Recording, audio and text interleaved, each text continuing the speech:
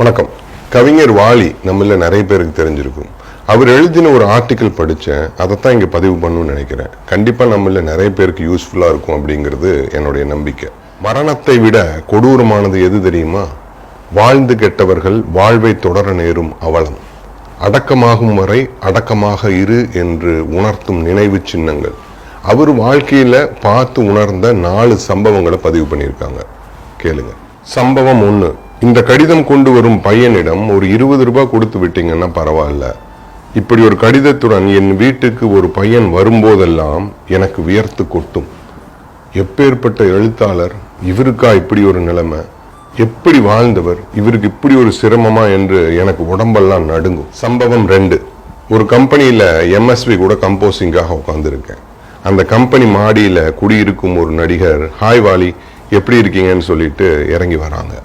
சிரிக்க சிரிக்க அளவலாவி விட்டு, வாலி உங்கள் டிரைவர் கிட்ட சொல்லி எனக்கு ஏதாவது ஒரு சிகரெட் வாங்கி தரீங்களான்னு கேட்குறாங்க. என்னுடைய பிராண்டு 555 தான், பட் இப்போ அது குடிக்கிறதுக்கு எனக்கு வசதி இல்லை, ஏதாவது ஒன்று வாங்கி கொடுக்க சொல்லுங்க வாலின்னு கேட்குறாங்க. எப்பேற்பட்ட நடிகர் தெரியுங்களா? MGR சிவாஜி படங்களில் அவங்கள விட அதிகம் சம்பளம் வாங்கி நடித்தவர். பெட்ரூமுக்கே அவருடைய கார் போய் நிற்கும். அப்பேற்பட்ட பங்களா கட்டியவர். எங்கே போனது அந்த வாழ்வும் வளமும்? சம்பவம் 3. என் வீட்டு வாசலில் ஒரு டாக்ஸி வந்து நிற்குது. ஒரு நடிகை இறங்கினார்.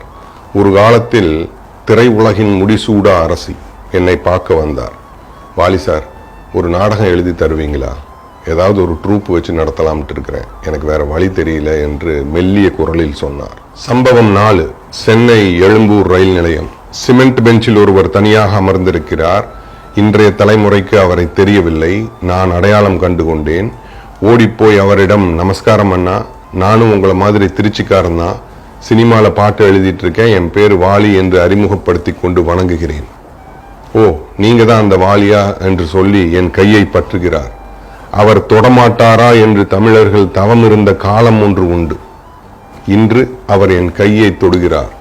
நான் சிலிர்த்து போகிறேன். அவர் தொட்டதால் அல்ல.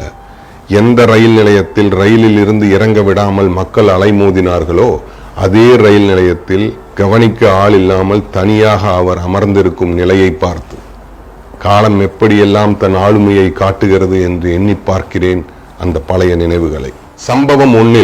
கடிதம் அனுப்பி பணம் கேட்டவர் கண்ணகிக்கு உயிர் கொடுத்த உலக புகழ் உரையாடல்களை எழுதிய திரு இளங்கோவன் அவர்கள். சம்பவம் 2. சிகரெட் வாங்கி கேட்டது நடிகர் திரு சந்திரபாபு அவர்கள். சம்பவம் 3. நாடகம் எழுதி கேட்டவர் நடிகையர் திலகம் திருமதி சாவித்ரி அவர்கள். சம்பவம் 4. ரயில் நிலையத்தில் அமர்ந்திருந்தவர் தமிழ் திரை உலகின் முதல் சூப்பர் ஸ்டார் திரு MK தியாகராஜ பாகவதர் அவர்கள். இவர்களை விடவா நான் பணம் சம்பாதித்து விட்டேன், இவர்களை விடவா நான் வாழ்வில் அனுபவங்களை கண்டுகொண்டேன், இவர்களை விடவா நான் மேலானவன், அன்று முதல் இன்று வரை நான் என்கிற இருமாப்பு இல்லாமல் வாழ பயின்றேன், இறக்கும் வரை பிறர் மனம் வருந்த நடக்காதீர்கள், நாவடக்கம் கொள்ளுங்கள், முடிந்த அளவு உதவி செய்யுங்கள், முதியவர்களிடம் கனிவு காட்டுங்கள், இன்று நாம் செய்வது கண்டிப்பாக நாளை நமக்கு நடக்கும் அப்படின்னு எழுதி முடிச்சாரு கவிஞர் வாலி. இந்த பதிவிலிருந்து நமக்கு கிடைக்கக்கூடிய மாரல், வாழ்க்கை பரமபத கட்டத்தை விடவும் புதிரானது. எந்த ஏணி ஏற்றிவிடும், எந்த பாம்பு இறக்கிவிடும் எனவும் தெரியாது. அதை விடவும் எது ஏணி எது பாம்பு என கண்டுகொள்வதும் எளிதல்ல. ஆனாலும் விளையாடிக்கொண்டே இருக்க வேண்டும். பிரச்சனை தனித்தனியான மனிதரிடம்தான் இருக்கிறது. ஒவ்வொரு தனி மனிதனும் தன்னைத்தானே சரி செய்து கொள்ள வேண்டும். எவன் செல்வத்தின் பூர்ண சுகத்தை விரும்புகிறானோ அவன் தர்மத்தின்படி நடக்க வேண்டும். அமுதத்திலிருந்து சத்து விலகாதது போல தர்மத்திலிருந்து நல்லது விலகுவதே இல்லை. யாருடைய அறிவு பாவத்திலிருந்து விலகி நன்மையை நாடுகிறதோ அவனுக்கு தர்மம் புலப்படும். இன்னும் சூட்சமமாக சொல்ல போனால், எவன் மகிழ்ச்சியிலும் கோபத்திலும் தன் வேகத்தை மட்டுப்படுத்தி வைக்கிறானோ அவனுக்கு எல்லாமும் வசப்படும். இந்த பதிவையும் நம்ம முண்டாசு கவி வார்த்தையை வச்சே முடிக்கணும்னு நினைக்கிறேன். தன்மை இழவேல் தாழ்ந்து நடவேல், செய்வது துணிந்து செய், சிதையா நெஞ்சுகொள். My name is Niyas Basheer.